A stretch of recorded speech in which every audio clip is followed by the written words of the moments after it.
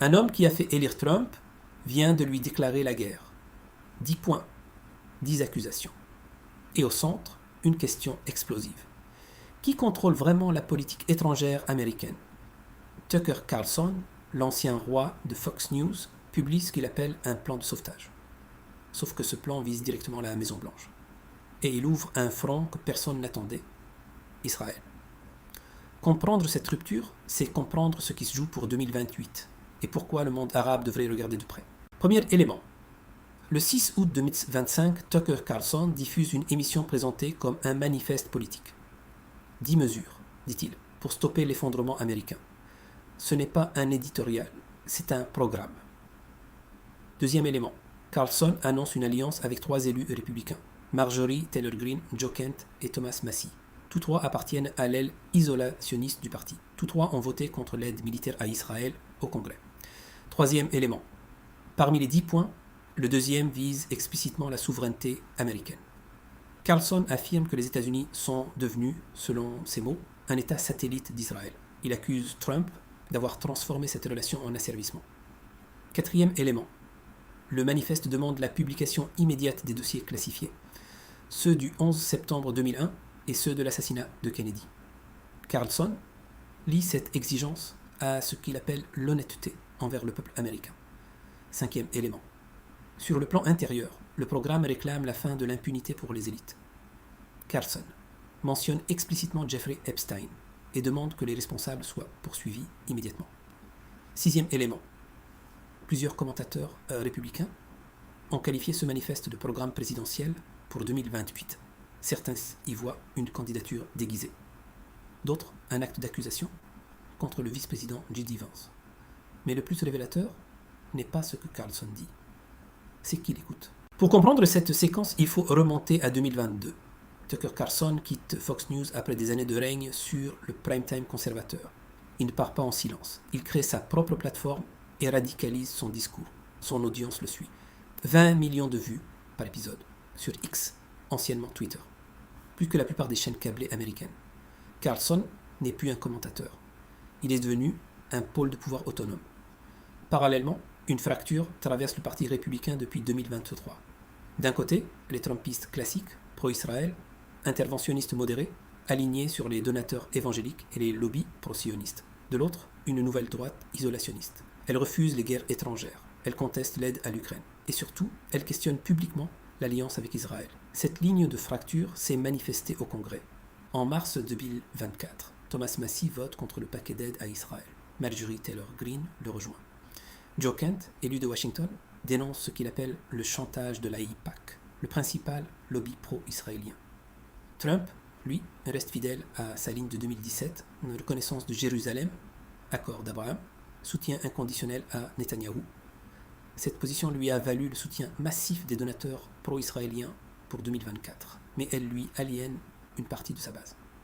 Les sondages internes républicains montrent une érosion. Chez les moins de 35 ans, le soutien à Israël a chuté de 18 points entre 2020 et 2025. Cette génération regarde Gaza sur TikTok, pas sur Fox News. Carlson capte cette énergie, il la canalise. Et avec ce manifeste, il lui donne une forme politique. Reste à savoir si cette offensive peut réellement ébranler Trump, ou si elle prépare autre chose. 3 lignes de fracture traversent aujourd'hui le camp républicain. Le manifeste de Carlson les expose toutes. Première fracture.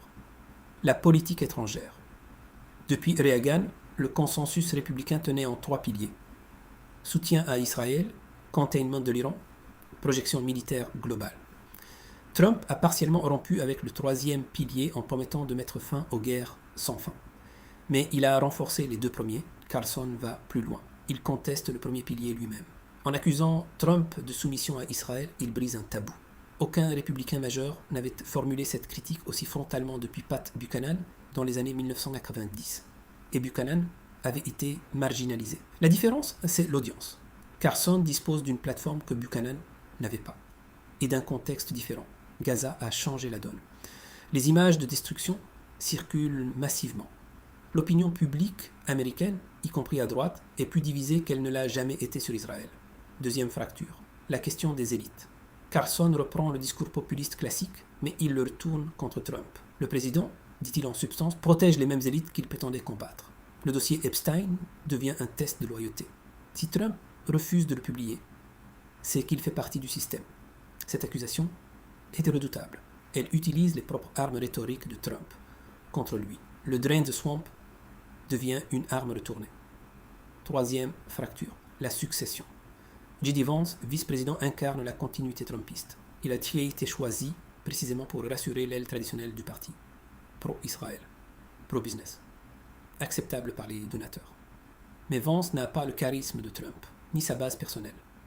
Si Carlson se positionne pour 2028, il vise directement ce créneau. Une primaire Vance contre Carlson serait un affrontement entre deux visions du trumpisme, l'une normalisée, l'autre radicalisée. Les alliés de Carlson jouent un rôle clé. Marjorie Taylor Greene dispose d'une base militante solide en Géorgie. Thomas Massie est respecté par les libertariens. Joe Kent a une crédibilité militaire. Ancien béret vert. Ensemble, ils forment un embryon de coalition. Pour le monde arabe, cette fracture a des implications concrètes. Si l'aile isolationniste gagne du terrain, la politique américaine au Proche-Orient pourrait évoluer. Moins d'aide à Israël, moins d'intervention. Peut-être une approche différente sur l'Iran. Mais c'est un si majeur. Trump contrôle encore l'appareil républicain. Les donateurs pro-israéliens disposent de ressources considérables. Et Carlson n'a jamais fait campagne. Commenter n'est pas gouverner. Ce qui est certain, c'est que le consensus républicain sur Israël n'est plus monolithique. Et ça, c'est nouveau. La couverture de cette séquence se concentre sur le spectacle. Carlson contre Trump, la guerre des égaux, les tweets incendiaires. Ce cadrage occulte un élément structurel. Le manifeste de Carlson n'est pas une improvisation.